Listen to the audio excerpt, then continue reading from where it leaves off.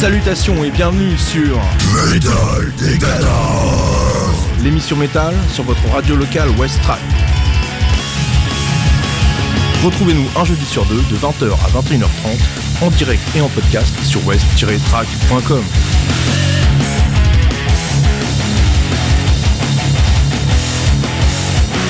Metal Décadence. Salutations, bienvenue. Ce soir, émission spéciale post-rock. On a invité les gars de The Forfist Bird. Bird ou Birdid même. Salut. Birdid. Ouais. On a donc Tamar. Salut Tamar. Salut. Ça roule ? Bah nickel, toujours. Yes. Tu me disais, ça fait 3 fois que je vous invite. Non, ça fait pas 3 fois que tu nous invites, ça fait 3 fois qu'on est assis sur ces fauteuils et qu'on passe sur les ondes de West Track. On était venu pour Radio Pérave la première fois. Ouais. Et la fois d'avant, c'était avec David de Forehead, je sais plus le nom de son émission. Moi j'étais pas là ce soir-là, je bossais, donc je sais pas. Tu as le seul soir où tu bosses. C'est ça, voilà. Et on a également Théo, salut Théo. Salut. Bon, je reconnais ta barbe. C'est ça a pas changé depuis. Yeah. On va parler d'un peu de Forfist Bird pour commencer. Yes. Alors, Forfist Bird sont créés autour de 2 musiciens, donc toi, la basse et de JP la batterie. Ouais, c'est ça, au tout départ, ouais, le projet initial en fait c'était de monter un groupe instrumental où on ferait... on avait dans l'idée en fait de taper dans des trucs un peu genre Pélican, etc. Ce qu'on écoutera plus tard dans la soirée là. Voilà, au départ on s'est rencontrés parce que lui bossait au Mac, moi je jouais avec mon ancien groupe plusieurs fois là-bas, et puis voilà, ça s'est construit comme ça, on a décidé de faire du son ensemble, donc on a commencé au Cabaret Électrique, ouais c'est ça, début 2011. Si début 2011, janvier oui, 2011 je crois, les premières répètes, ouais. Et puis après c'est Sancho qu'on a rencontré à peu près à la même époque qui s'est greffé au truc, donc 2 basses, une batterie. Après il y a Martin qui est arrivé à la gratte, parce qu'à un moment on en a eu marre en fait d'avoir que du son de basse, on s'est dit que ce serait chouette d'avoir de la gratte. Et plus tard encore après dans l'année il y a Julien qui maintenant joue plus avec nous mais qui nous avait rejoint aussi au final, voilà. En deuxième guitare, ouais. Voilà, en gros. Qui a été remplacé par JB maintenant. Voilà, c'est ça. D'accord. Voilà. Vous avez à votre actif 3 prods, entre guillemets 3, plus de 2 sûrs. Ouais. C'est ça. Donc vous avez sorti un morceau single qui s'appelle Winter Sun en 2014. Voilà, exact. On a fait, je sais plus combien de scuds on avait fait. Bah, un petit truc, ça devait être une 50aine d'exemplaires, ouais, c'était du fait main, quoi. Voilà, c'était ça, c'était avec l'écriture main sur la pochette et tout. Enfin, pas sur la pochette, mais sur le scud, si je me rappelle bien. Non, on les avait fait imprimer par Jean-Jean de Sick Buzz et War the Creek, qui avait une imprimante à CD où on avait mis le logo. On avait chopé des pochettes en papier avec des plastiques transparents, enfin, c'était un peu bricole, mais c'était le premier truc qu'on sortait, histoire de faire des concerts et de pas arriver les mains vides et d'avoir des trucs à proposer aux gens qui venaient nous voir. Et à la suite de ça, on a fait l'album. Je suppose que t'allais en... Yes, j'allais dire. Juste sur le Winter Sun, ce qui est sympa, c'est l'artwork en fait. Donc c'est post-hardcore avec la croix hardcore, et la croix qui est formée donc avec des rasoirs, deux rasoirs à main. Ouais. C'est sympa. Qui a été faite par un pote à moi avec qui je bossais, qui est graphiste et avec qui je bossais à Paris avant, qui m'avait fait ça sur un bout de papier, sur un coin de bureau, un soir au taf tard. Et ce logo-là, on l'a gardé quand même quelques années. Ouais, il nous a bien suivis pendant quelques temps. D'accord. Ensuite, vous avez participé à une compilation, les Polaroid Rock en 2016. Il y a eu l'album l'album avant, ouais. L'album avant, d'accord. C'est ça, ouais. Donc l'album 7 titres, je crois. Non, c'est alors parce qu'en plus il y a différentes versions. Il y a une version CD 6 titres et une version LP en vinyle 5 titres. J'ai le LP, donc voilà. J'étais venu te le livrer à domicile d'ailleurs, je me rappelle. Et il y a un morceau de plus sur la version CD parce que la version vinyle, pour mettre le morceau de plus, on n'avait plus assez de place et on n'avait pas les moyens de se payer un double, donc on a enlevé un morceau tout simplement en fait. Pour les auditeurs, est-ce que vous avez encore des LP disponibles ? Ouais. On en a encore, peut-être une petite centaine. Ouais, facilement. Ouais.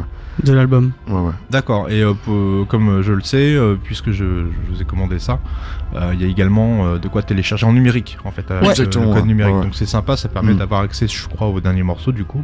Ouais, avec le code qu'il y a dans le vinyle, il y a accès à tous les morceaux. À tous les morceaux de l'album de la version CD. Sur smartphone, si on veut. C'est ça. Il y a eu la platine vinyle, c'est pas hyper pratique dans le sac à dos. Non, c'est ça. Et donc ensuite les Polaroid Rock. Donc expliquez-moi un petit peu les Polaroid. Et bah les Polaroid en fait c'est un petit festoche qui se déroule tous les ans au Havre. Donc alors l'organisation, moi je vais encore me planter, donc j'ai pas envie de dire les conneries, je préfère te laisser lire. Je sais pas. Bon bah voilà, mais en fait leur gars, voilà c'est ça. En gros le principe c'est de faire bosser des groupes de rock, rock et autres. D'ailleurs maintenant il y a des rappeurs, enfin ça passe un peu par tous les styles musicaux et tout. Et le principe c'est d'inviter des écrivains de polar qui écrivent un texte qui se rapproche de leurs influences et tout en français. Ce qu'il faut savoir c'est que des textes en français.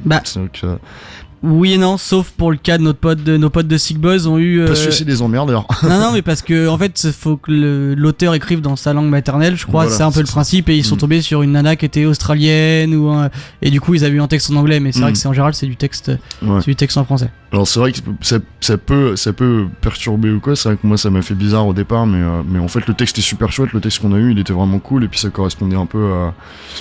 Enfin, en tout cas, nous, l'interprétation qu'on en a fait, ça correspondait pas mal à nos avis politiques, parce qu'en fait, c'est un texte assez engagé, en gros, quoi. Enfin, du moins, nous, on l'a compris comme ça. Donc voilà, et puis on a joué donc au Tetris. On a enregistré donc ce morceau-là au studio des Docs avec Mika Mailleux et Eric Docteur. Oui. Et puis ensuite, donc, on a fait la soirée de sortie de l'album au Tetris.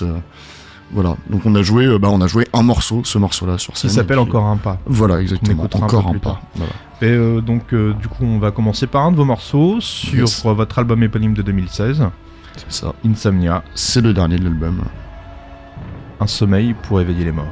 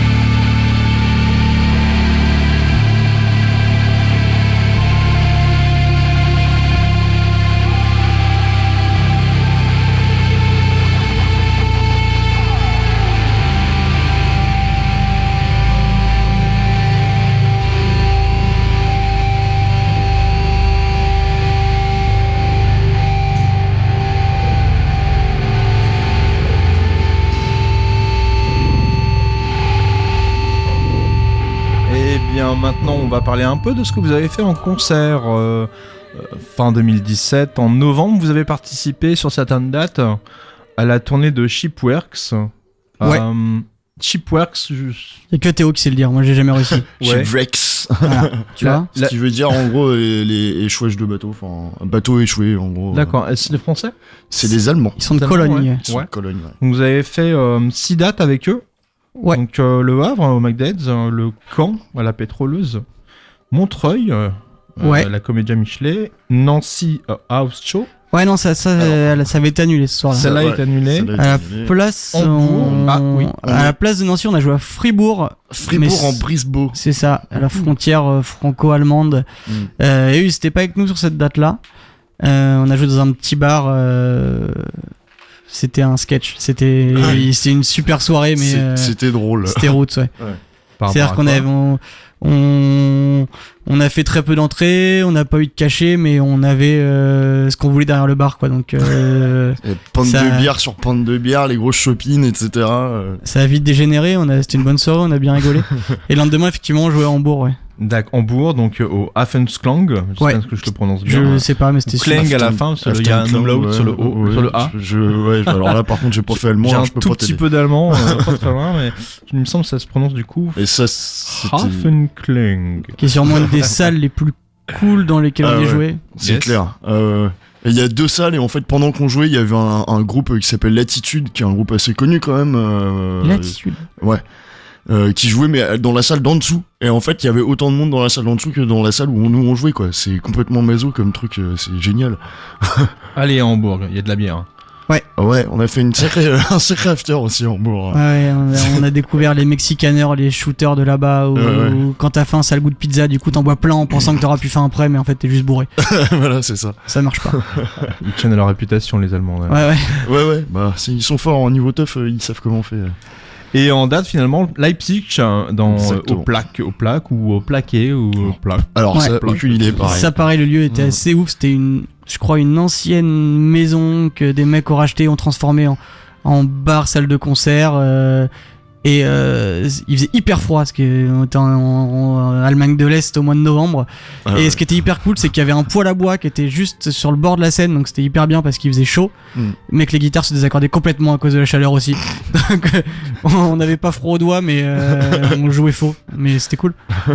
Bah, du coup, t'anticipes ma question. Je vais vous demander des anecdotes de cette petite tournée-là. Ça vous a permis de vendre pas mal de scuds, Ouais, on a un peu vendu. Il y a eu des retours sur cette petite tournée. L'allemand me dépensait de l'argent. Ouais, déjà. Et non, Autre on a- que de la bière en plus, hein, honnêtement.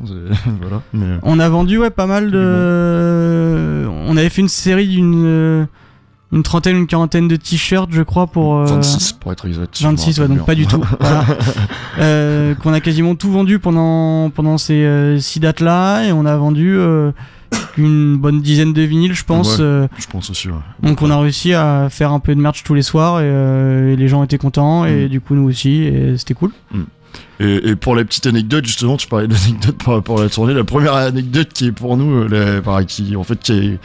on a du coup nous baptisé notre mini tournée comme ça, c'était le parcours tour. Parce Parcours qu'en fait, avec un K, c'est important. Voilà, avec c'est un ça.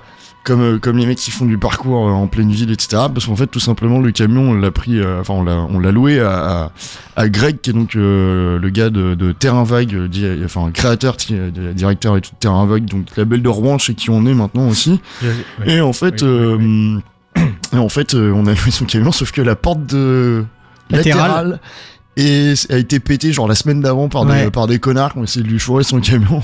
Et du coup, la porte est restée était bloquée en position fermée pendant toute la tournée, ce qui veut dire que pour passer à l'arrière du camion, pour s'asseoir à l'arrière, fallait sauter par-dessus les sièges avant. D'accord. D'où le coup du parcours. Donc, Ce qui était hyper pratique. Voilà, c'est ça. Par exemple. C'est un peu comme les parcours à croix-branche, quoi, sauf que là, C'était un gros camion. C'est ça, un gros Exactement. camion. Ouais. Et sans baudrier, tu vois, on fait sans sécurité, Sans sécurité. pour l'amour du risque. Voilà. Yes. tu parlais du label Terrain Vague et des disques du Hangar 221. Ouais. Vous êtes chez eux depuis quand, du coup? Bah, depuis le premier album. Ouais, Depuis c'est ça. Wintersun? Non. Donc Non, The ça c'est. Farfisbird. Je dirais qu'en fait, l'enregistrement et puis le pressage du premier album, en fait, c'est fait. fait grâce à eux parce que c'est eux qui nous ont dit ok, on vous suit là-dessus, vous vous démerdez, vous payez votre enregistrement, mais on s'occupe des frais de pressage. Et sans ça, on n'aurait jamais eu, à ce moment-là, les moyens de le faire. Et donc c'est grâce à Greg de Terrain Vague et Manu des Disques du Hangar 221 qu'on a pu sortir cet album en vinyle. Parce que c'est eux qui ont géré la partie financière pour le vinyle. Pour les CD, on l'avait fait en autoprod. Voilà. C'était sous notre poche, mais c'était beaucoup moins cher. Ouais, du coup, et sachant que du coup, on a pu quand même faire, je sais plus combien on l'a tiré d'exemplaires, 200. le vinyle. Ouais, 200. Donc ça fait quand même beaucoup, mine de rien. Enfin, nous, c'est notre première sortie, véritable sortie d'album, etc. Donc forcément, ça fait un peu drôle, quoi. Mais et en plus de ça, en fait, Manu des Disques du Hangar 221, lui, c'était sa première sortie depuis un bon bout de temps parce qu'il avait un petit peu arrêté, en fait, sortir des trucs parce que bon, voilà, il avait ses trucs, sa vie à côté, etc. Il avait pas forcément le temps et puis que ça marchait pas aussi bien qu'il l'aurait souhaité. Donc il avait plus ou moins stoppé, en fait, de produire des groupes et tout. Et puis là, en fait, il a un peu relancé le truc avec la sortie de cet album. Donc voilà. C'était cool aussi de faire ça dans cette optique, quoi. Et c'est un album qu'on a fait, qu'on voulait et puis qu'on a fait en famille, c'est-à-dire que à part le pressage où on connaît pas la boîte, on connaît pas les personnes qui l'ont fait. Tout le reste, c'est du fait maison, c'est-à-dire que les deux labels, c'est des potes. La photo de la pochette, c'est Tonia, c'est une pote à nous. Qui nous suit sur toutes les tournées, sur quasiment toutes les dates, etc. L'album, il a été enregistré dans la maison des parents de JP, notre batteur, à la campagne. Et c'est Tonio qui a fait le son, et c'est le père de Théo qui a fait le master. Donc ça a été un truc vraiment fait entre nous, et on tenait à ce truc-là pour la première sortie, en tout cas, de le faire avec des gens qu'on connaissait, en qui on avait confiance, et pour que ça ait un vrai sens, quoi. Il y a un truc qu'on fasse, et finalement cet album-là, c'est pas que le nôtre, c'est aussi celui de Tonio, celui de Tonia, celui du papa de Théo, et tous les gens qui nous ont aidés et qui ont participé à ce projet-là, quoi. Ok. Autour de vos influences musicales, qu'est-ce qu'on retrouve, en fait alors, j'ai pris une petite note. Je me balle pas du Storm of Light, Pelican Sleep que je connais, du Stoner, Queen of the Stone Age, Neurosis, j'en passe, Kilesa, Baroness, Insane, Neurosis. Dans l'ensemble, en fait, on a tous, comment dire. D'après ce que j'ai entendu, parce que je découvre, il y a beaucoup de passages, soit très cool, très lents, très comme ça, soit où ça va être des morceaux où ça va être un peu plus péchu et on garde la même couleur, mais avec plus d'énergie et tout. Ouais. Bah en fait, c'est vraiment. D'ailleurs, je m'étonne de pas voir Cult of Luna dans les influences, mais. C'est vrai. Mais pour le coup, c'est les groupes là qui sont là sur cette liste, c'est vraiment des trucs. Qui influencent énormément, ou qui ont influencé. Il y a des trucs moi, ce que j'aime bien dire et tout, mais c'est vrai que là, par exemple, par rapport à ce que tu disais, nous, la façon dont on compose nos morceaux et tout, c'est vrai que ça ressemble à pas mal de trucs qui sont là dans cette liste, des trucs genre Isis ou Pélican dans la façon de faire, peut-être un petit peu aussi, mais dans l'ensemble, en fait, on écoute tous à la base plus ou moins des trucs un peu différents, et du coup, le fait de bosser tous ensemble, ça nous permet aussi de rassembler un peu tout ce qu'on a en tête et tout, et c'est plutôt chouette, quoi, pour ça. JP, il vient plutôt truc assez noise ou comment dire, post. Il écoutait pas mal de groupes indés français aussi, de la scène indé française des années 90-2000. Moi, à la base, je suis plutôt barré, en tout cas maintenant c'est vachement black metal, doom et tout, mais à la base j'étais vachement plus barré punk, hardcore. Et après, je suis arrivé à la base, t'écoutais no metal comme tout le monde. Ouais, aussi, ouais, bien sûr, évidemment. Sancho, il écoute pas mal de punk, mais il écoute beaucoup de black metal aussi. Enfin, il y a plein de choses comme ça. Martin, il écoute un peu de tout aussi. Enfin, voilà, et puis, du coup, ça nous permet de faire un peu ça comme on veut. Voilà, c'est. On va écouter tout de suite un de vos groupes influents, les Paul Bearer, sur un album de 2014 qui s'appelle Foundations of Burden. Dont est le titre Worlds Apart. Ouais, et c'est absolument comme les boys band. Voilà, c'est ça. Ouais, malheureusement. J'ai tiqué aussi, ouais. Mais on vous conseille fortement d'aller voir ce groupe parce que c'est hyper impressionnant en concert. Vous allez voir, le chanteur, il a une voix incroyable, et en concert, ça bute, quoi. Le mec, il est trop fort. C'est un truc de psychopathe. Et si vous aimez Paul Bearer, il y a un groupe français qu'il faut absolument écouter, qui est Hanged Man Chair. qui vient de sortir son nouvel album La Banlieue Triste, qui est juste une grosse giga tuerie, aussi, quoi. Ouais, qui est vraiment dans le même délire, et doom, chant clair, donc voilà, petit conseil en plus. C'est cadeau.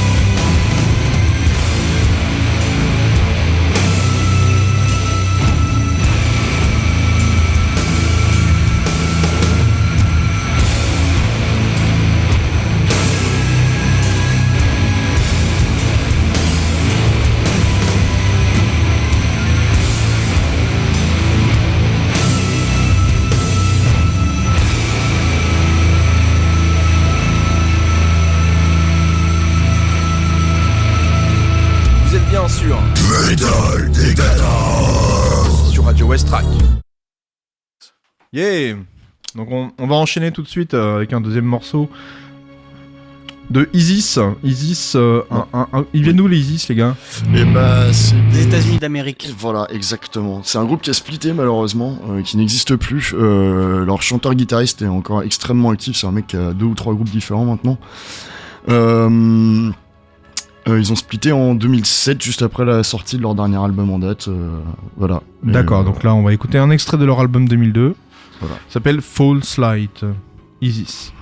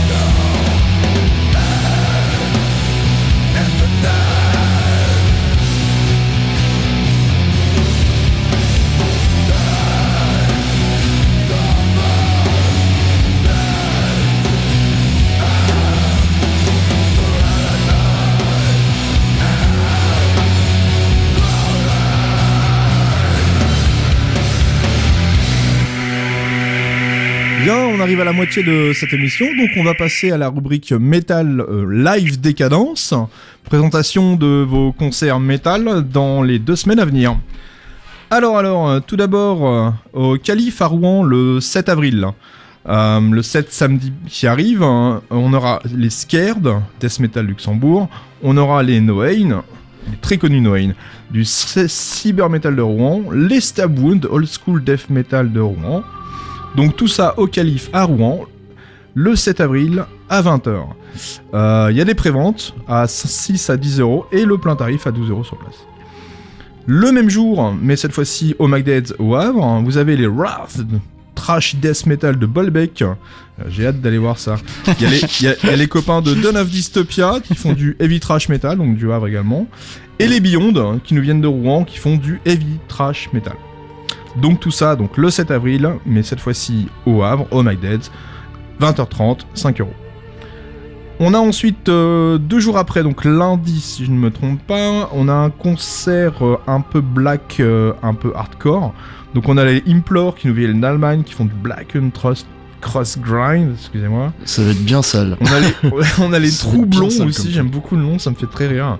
Qui sont de Caen, qui font du hardcore des tranchées. Yes, donc ce sera également au Magdead, donc toujours pareil, 20h30, 5 €. Organisé par Vermin Lord Chose, si je dis pas de bêtises, il me semble bien. Et mais du coup, quelques jours après, le 13 avril, ce sera quel jour les gars, le 13 Vendredi. C'est un vendredi, donc c'est votre asso en fait qui organise un concert. Ouais. C'est ça. Toujours au Magdead, 20h30, 20h15, 5 €. Et donc les groupes que vous programmez sont les Wallach, du Stoner Psyché et les Bark, du Hardcore Punk. C'est ça. On peut parler un peu de votre asso ? Ouais, bah en fait, en plus du groupe The Forces Buried, il y a maintenant 3 ans, à peu près, je pense. Peu près, ouais, il me semble. On s'est dit que ça pourrait être cool, parce qu'on a plein de copains qui nous font jouer souvent, etc. Et on s'est dit que ça pourrait être bien aussi de s'impliquer pour de vrai dans la scène locale et dans la scène hardcore, post-hardcore, tout ce que tu veux, plus généralement. Et du coup, de commencer à mettre la main à la pâte et d'organiser des concerts et de faire tourner des groupes. Qu'est-ce que vous penseriez d'un collectif havrais qui regrouperait tous les gens du métal, même du post-rock, du hardcore, tout ça? Bah, alors actuellement il n'y a pas de... Je sais, c'est pour ça que j'en parle. Ouais. Du coup, mais j'explique pour les auditeurs qui ne peut-être pas. De collectif à proprement dit, mais on essaie de tous s'organiser ensemble, toutes les assos, toutes les personnes qui organisent des concerts sur le Havre. On essaie de se débrouiller pour que personne se marche sur les pieds, qu'on fasse pas 2 concerts le même soir en même temps et du coup on évite de trop splitter le public et que tout le monde puisse s'y retrouver et que aussi le public puisse tout voir sans avoir à faire de choix. C'est pas toujours évident, mais en général ça fonctionne assez bien. Mais effectivement, peut-être qu'un véritable collectif peut être envisageable un jour. Il y a... Après, quasiment toutes les personnes qui organisent sur le Havre, c'est des gens qu'on connaît, qu'on côtoie, qui font partie de notre cercle d'amis plus ou moins proches. Donc en soi, sans qu'il soit vraiment formalisé, on l'a plus ou moins cette idée de collectif, mais il a pas de nom, il est pas mis sous un chapeau c'est ça. Global quoi. Donc voilà, ce sera la 17e édition, donc je le rappelle, le vendredi 13 avril. La 17e édition de 17e concert. Et pour la petite anecdote, je sais pas si c'est une anecdote, mais voilà qu'en fait c'est un groupe de Poitiers et Marco qui joue dedans, en fait c'est un mec qui nous avait fait jouer sur notre première tournée à Poitiers et c'est comme ça qu'on l'a rencontré et on est passé une pure soirée à Poitiers dans un lieu qui était dingue, une ancienne usine de brosse, le truc surréaliste. Et le courant était hyper bien passé avec ce mec-là et c'est pour ça qu'il nous a recontacté pour venir jouer avec son groupe et c'est aussi pour ça qu'on fait des concerts et qu'on en organise, c'est pour rencontrer du monde, se revoir plus tard et puis rendre l'appareil aux personnes qui nous ont tendu la main, faire de l'échange de dates. On n'est pas spécialement comme des Théo sur l'échange de dates, c'est pas si on joue quelque part on va te faire jouer ou si tu viens jouer tu vas nous faire jouer, on s'en branle un peu de ça. Mais si à un moment t'as besoin de nous, t'as besoin d'un coup de main et qu'on peut le faire, on le fera. On le fera avec plaisir et puis voilà quoi. C'est un peu ça le principe. Le message est passé. On a également un dernier concert à présenter, donc ce sera le lendemain, ce sera samedi 14 avril, un concert au Tetris au Havre, donc aux locaux du fort de Tourneville. Le groupe en question sera Nomad. Alors, pour l'anecdote, pour expliquer un peu tout ça, Nomad, c'est un groupe de thrash metal très très précurseur. Donc le groupe a 30 ans. Donc ça se passera au Tetris, c'est gratuit. Le concert de Nomad, en fait, on retrouvera donc Jean-Luc, un des cofondateurs du groupe, qui sera dans le line-up, et d'autres gars qui ont été influencés par Nomad notamment. Donc c'est un hommage à Dédé, André Lemel, qui est malheureusement décédé. Donc c'est également un hommage pour ses 20 ans, voilà. Et réunion métallique ce soir-là. N'hésitez pas à venir, ça va vraiment être du lourd. Et voilà, c'est du cool. On va passer à Neurosis. On va passer à Neurosis. Vas-y, on voit Neurosis.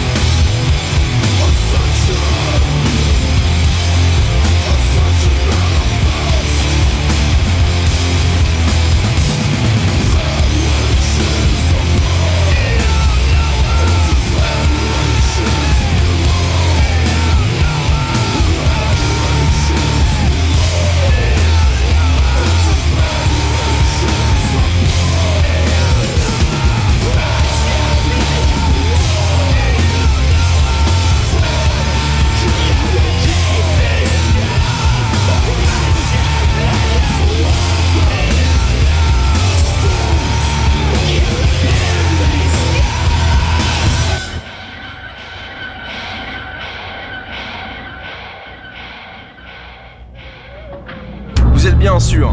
Metal Dictators sur Radio Westrack.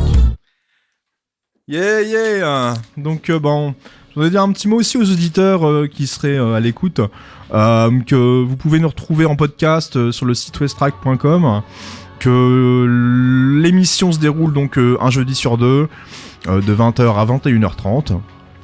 À chaque fois, on essaie d'avoir un programme différent, un thème différent, des invités différents. Les podcasts sont en ligne généralement dès le lendemain. Je voulais aussi vous solliciter pour répondre au sondage en fait qu'il y a sur la page Facebook Metal Décadence. Donc répondre au sondage pour savoir à quelle fréquence vous nous écoutez. Est-ce qu'il y a du monde ? Allô, il y a du monde. Voilà, donc pour savoir un peu comment ça se passe de votre côté, puis n'hésitez pas à faire des petits retours. On vient d'écouter Neurosis. C'est ça, tout à fait. On n'a pas présenté, donc Neurosis, qui est un groupe que je crois assez bien culte quand même. C'est assez costaud. Ouais, même moi qui suis de cette scène, le nom, voilà, je le connais, quoi, c'est sûr. Bah c'est des mecs qui ils tournent moins maintenant parce que bah déjà les mecs ont tous leur boulot à côté, etc. Ils ont leur label aussi, leur propre label à gérer et tout, donc voilà. Neuroth Records. Neuroth Records, exactement. Et puis bah c'est les mecs qui mine de rien commencent à se faire un peu vieux quand même, donc bah ils peuvent, je pense, pas tourner aussi fréquemment qu'ils le faisaient avant. Au moins que les Scorpions quand même. Oui, c'est ça, mais on n'est pas encore aux Rolling Stones, mais ouais, voilà. C'est quand même un groupe qui s'est monté en 1985, qui a eu, je crois, un changement de line-up à partir du tout début. Après, ça n'a pas bougé, à part le fait que jusqu'à il y a quelques années, j'ai plus l'année précise en tête, mais où ils avaient un entre guillemets alors attends, ils sont combien déjà, 1, 2, 3, 4, 5, ils sont 5 sur scène. Avant, en fait, ils avaient un 6e membre qui était tout simplement un mec qui faisait de la projection pendant les concerts. Ils se sont séparés de ce mec-là il y a un bout de temps maintenant. Mais voilà, c'est quand même des mecs qu'on voit régulièrement sur de l'affiche de gros festoches. Le Hellfest, ils le font tous les 2 ans. Honnêtement, tous les 2 ans, ils sont à l'affiche du Hellfest. Et puis sur d'autres gros festoches, y compris le Motok, ou autre. Voilà, donc c'est un groupe assez impressionnant et qui a sorti, je sais même plus combien d'albums ils en sont là, mais je crois que c'est 12 ou un truc comme ça, 12 ou 13 albums depuis 1987 le premier. Et surtout, c'est un groupe qui a énormément évolué. Donc là, ce qu'on vient d'écouter, ça date de 96. C'est encore assez péchu, assez rentre-dedans, avec beaucoup d'influences de hardcore punk qui faisait principalement au début. Et maintenant, c'est vrai que c'est devenu beaucoup plus planant, beaucoup plus prog, entre guillemets. Voilà. D'accord. On en parlait tout à l'heure. Donc dans votre prod, il y a également donc l'extrait de la compilation Polaroid Rock. Donc c'est vous qui ouvrez sur cette compile-là. Je crois pas. Il me semble que vous êtes le morceau d'entrée, en fait. Je vais en premier. Peut-être, je me rappelle pas. Franchement, écoute, j'en vérifierai, mais il me semble bien. Fais confiance là-dessus, j'en ai. Il me semble bien, j'ai vu ça en préparant l'émission. Yes. Donc voilà, votre prod de 2016, il s'appelle Encore un pas, donc un chant en français engagé. Le seul, ouais. Ouais, c'est ça, le seul.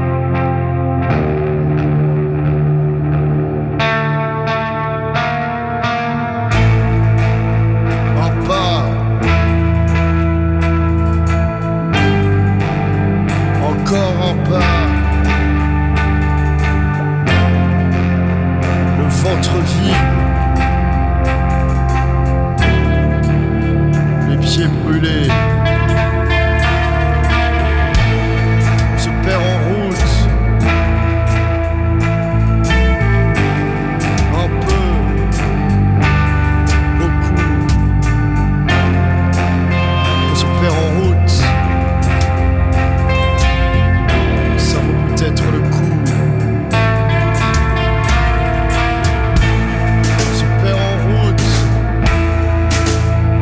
c'est bien probable.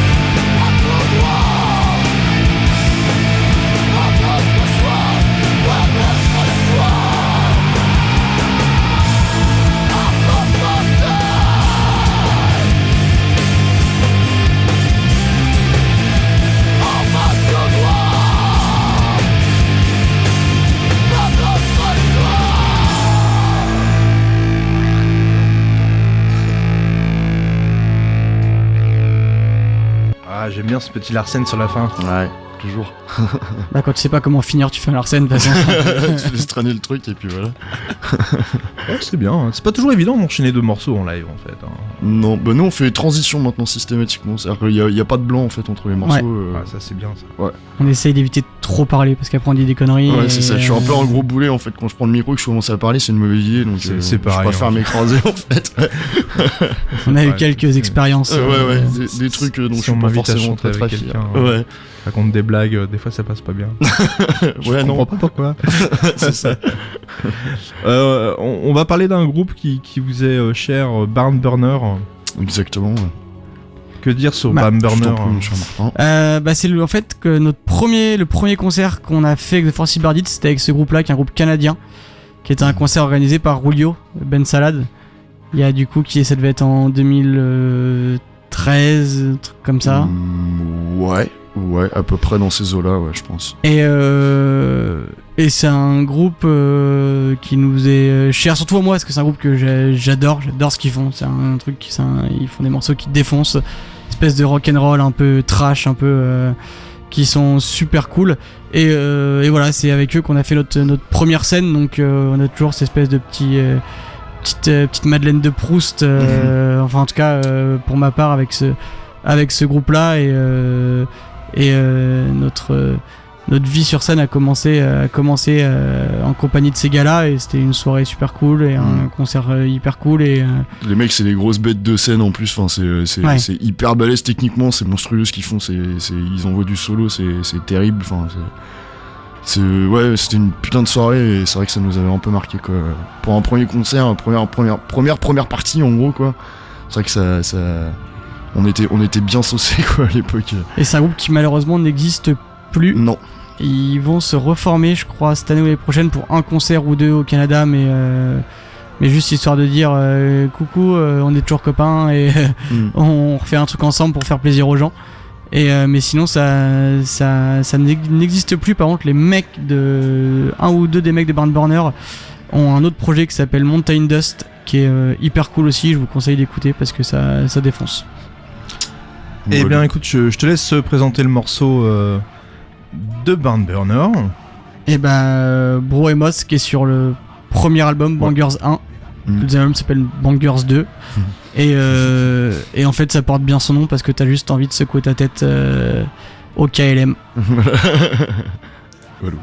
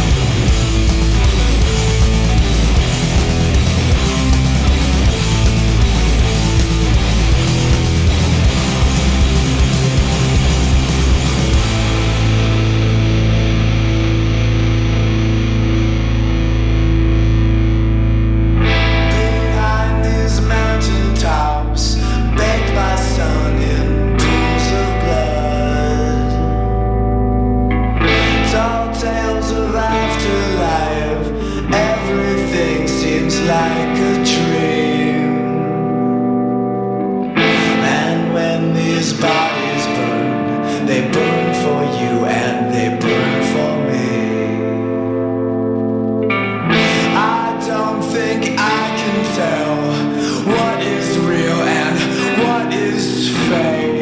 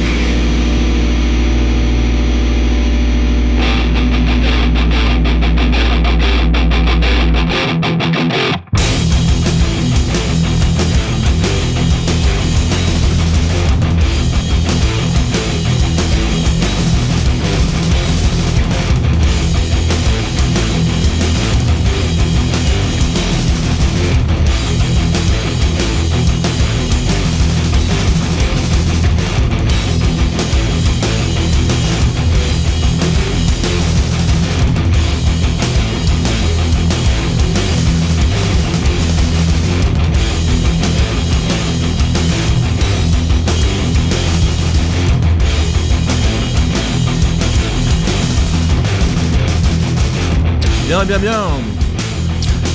Toujours avec les For Fizbert, Théo et Tamar. Les gars, vous avez des projets là à venir pour les prochains mois tournée, EP, compo, tout ça. EP non, compo oui, parce que on va rebosser en fait avec Jean-Michel Bruyère qui est un réalisateur, artiste, je sais pas trop dans quoi le classer en fait. Un mec qui fait partie d'un collectif qui s'appelle LFKS, avec qui on avait travaillé sur le projet Tour Réservoir, un projet qui avait été fait au Havre d'une web série sur la vie des femmes et leur place dans les cités au Havre, et ce qu'elles apportaient, et ce qu'elles faisaient, etc. Et on avait bossé avec Jean-Michel du coup sur ce projet-là. Grâce auquel on avait joué au Volcan il y a maintenant fin 2016 fin 2016 ouais.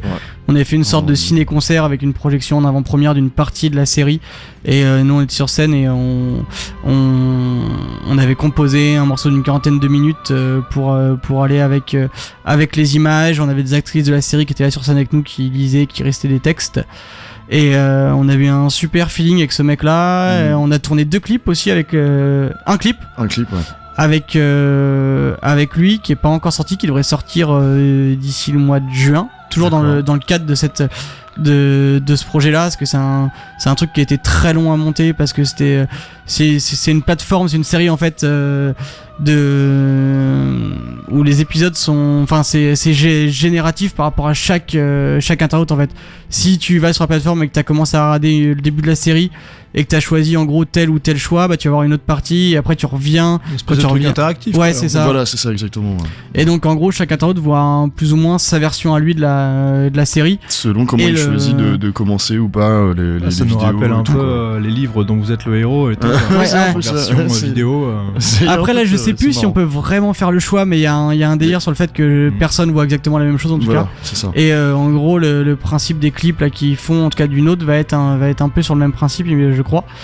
Et en fait Jean-Michel nous a recontacté là fin 2017 ou mi-2017 parce qu'il a un projet pour une nouvelle représentation plutôt performance théâtrale. Voilà. Pour le festival de théâtre, je sais pas c'est le nom exact, mais de Vienne en Autriche.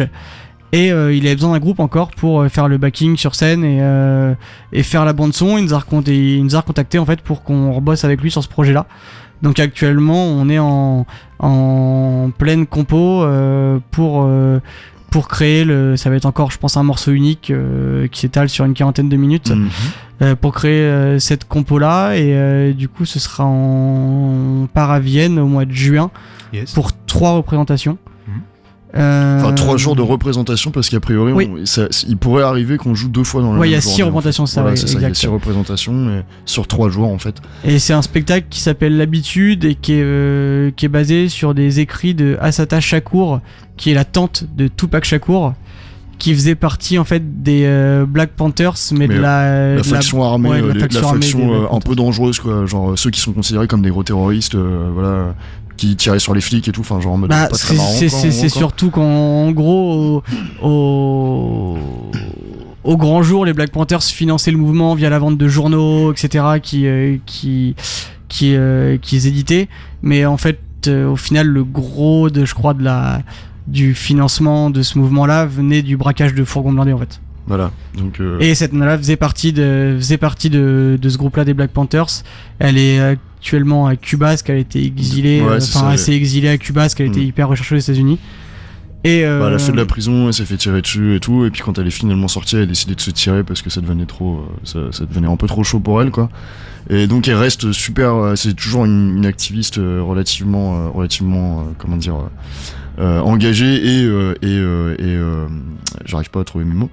Elle est toujours active en gros, enfin elle continue et tout, donc mouvement féministe et plein d'autres choses, droits sociaux des noirs ou des communautés pauvres, etc. Enfin voilà, un peu de tout en gros quoi, aux États-Unis. Enfin elle est toujours hyper activiste dans ces trucs là quoi. Donc on va se baser un peu sur des textes une partie des textes qu'on a reçus de Jean-Michel, de Assata Shakur, et puis d'autres choses qu'on va rajouter. Et c'est un spectacle qui a aussi en fond une œuvre, alors j'arrive jamais à retenir le nom de cet auteur, mais l'auteur qui a écrit la servitude volontaire. Et où en gros ils ont un peu transposé ça à la condition des Noirs américains pour dire que tant qu'ils se rendront pas compte, enfin tant que tu te rends pas compte que t'es esclave, tu peux pas te détacher de cette condition d'esclave en fait. Voilà. Et il y a une partie du discours là-dessus aussi, et donc c'est un mec qui est hyper engagé, comme la série et tout Réservoir était hyper engagé sur la place des femmes dans les cités, etc. C'est encore un projet qui est assez engagé politiquement et socialement, humainement, je pense. Ouais. Et donc voilà, actuellement on se concentre là-dessus pour essayer d'être prêt pour le mois de juin. D'accord. Voilà. Et donc je voudrais rajouter en fait du coup comment tu m'as dit le nom du gars qui vous a contacté ? Jean-Michel Brouillard. Jean-Michel. Ce monsieur-là vous a contacté. Pourquoi vous avez accepté ? Qu'est-ce qui vous motive là-dedans ? Pourquoi ce choix d'aller à Vienne et de faire partie de cette aventure ? Je pense que déjà c'est le souvenir de la première expérience qu'on a eue avec lui qui s'était hyper bien passé. Enfin, grâce à lui, on a pu jouer au Volcan. Je pense qu'il y a très peu de groupes de métal. Et là, je fais des guillemets avec les doigts. Vous savez, les mecs, et il y a très peu de groupes de métal au sens large qui ont eu la chance de jouer là-bas. Et il nous a offert ce truc-là qui était super. Et le boulot avec lui s'est très bien passé. Et c'est des sujets qui nous tiennent aussi à cœur. Et l'occasion du coup de partir jouer à Vienne dans un contexte hors concert traditionnel. Voilà, c'est ça en fait, ouais. Il est aussi hyper intéressant quoi. Bosser avec des gens avec qui on a déjà bossé en gros, mais qui se renouvellent régulièrement. Et puis nous, effectivement, c'est vraiment une expérience unique. Nous, on n'a jamais foutu les pieds à Vienne. Enfin, moi, en tout cas, personnellement, je sais pas si les gars... Bah oui, j'ai vu Hansel et Gretel à l'Opéra de Vienne. Bon, bah cool. Effectivement, comme disait Tamar, le truc, c'est jouer au Volcan. C'est effectivement, par exemple, ce qui s'est passé en 2016, c'est l'occasion de jouer sur une scène nationale de théâtre. Ce qui est un truc quand même, effectivement, assez rare et qui se voit... peu en termes de musique. Déjà le Volcan accueille relativement peu de groupes de musique en soi, peu importe le style musical en gros quoi, mais ouais, il y a ce truc, et puis c'est effectivement aussi l'occasion de travailler d'une façon différente en termes de composition, la façon dont nous on va bosser avec l'équipe sur place là-bas, parce qu'on va être 4 jours à travailler sur place et puis après il va y avoir les 3 jours de représentation, donc voilà, effectivement, c'est sortir un peu du contexte habituel de composition pour, mettons, sortir un album dans 2 ans ou quelque chose comme ça. Là, c'est une composition unique pour un spectacle qui sera unique, qu'on refera pas. Enfin, voilà, c'est une façon différente de bosser et tout. Donc, c'est aussi pour ça que quand il nous a proposé, on s'est dit, bah ouais, on repart sur le même truc et puis c'est parti. Et voilà, quoi. T'es fort. Ah là là.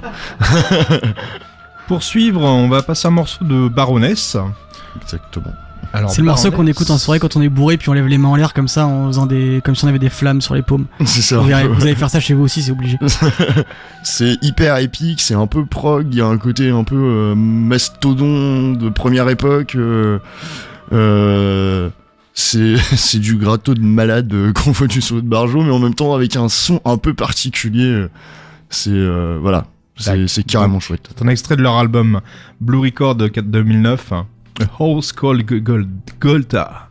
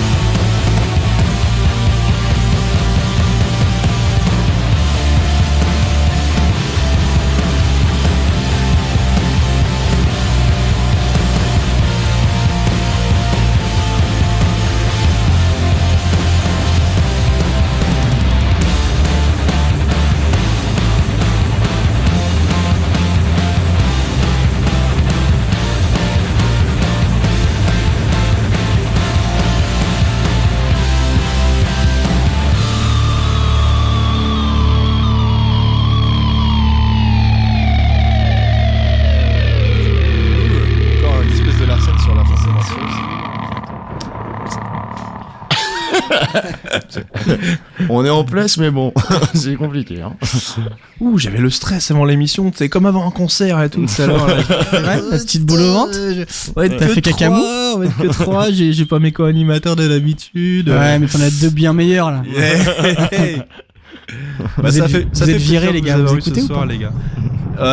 Écoutez, on va arriver sur la fin de cette émission, donc je vais proposer de vous dire un petit dernier mot, et puis on finira sur 2 morceaux, donc le Winter Sun que vous avez fait en 2014, et un petit Unsane quand même, juste hein, avant, pour conclure également. Voilà.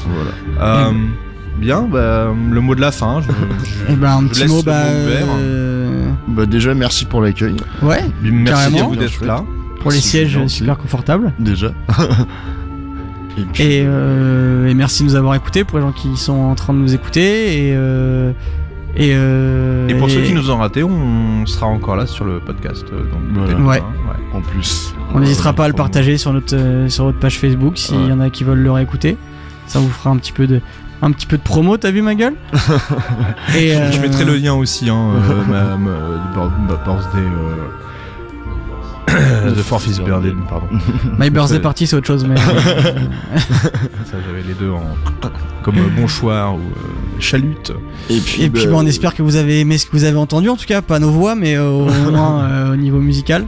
Parce que c'est des choses qu'on aime et c'est cool de pouvoir faire partager ça avec d'autres personnes et des gens qui écoutent pas forcément ce style de métal, ce genre de son. Ou de son en général, de toute façon. Et puis on espère vous voir à un prochain concert et savoir si on est qui se motive à venir à Vienne. On verra bien. Mais voilà, en gros. C'est une très belle ville. C'est une très belle ville. Toujours promotion des groupes locaux, que ce soit pour les concerts ou pour les EP. De toute façon, ce genre de choses je mets sur la page de Metal Décadence, voilà, pour essayer d'ouvrir un maximum, même sur la région. Je poste un peu à droite à gauche. Donc il y aura tout en lien et tout sous le podcast. Allez checker la page de Metal Décadence. Vous saurez tout. En plus. Tout. Sur les barbus. Sur la musique. Sur les barbus. Yes. Concluons. Allez. On conclut. Winter Sun. Et puis un petit Unsane pour finir. Ça c'est juste pour faire chier l'ingé son, parce que là vous voyez pas la tête qu'il fait. Mais comment en vrai il avait mis dans l'autre sens les morceaux et qu'il est dégoûté. Hein? C'est chiant. Merci à tous de nous avoir écoutés. Juju, merci à la régie, c'est cool. Merci Julien. Merci. Et puis dans 2 semaines pour une prochaine émission. Sans nous malheureusement. Voilà. Oh, si vous êtes les bienvenus quand vous on revient alors. Je fais rien en ce moment. Donc d'ici 2 semaines, je me rappelle plus si j'ai le thème en tête. 2 semaines, non pas encore, mais ça va venir. Donc gros merci à tous nos auditeurs et donc à dans 2 semaines. Bonsoir. Salutations.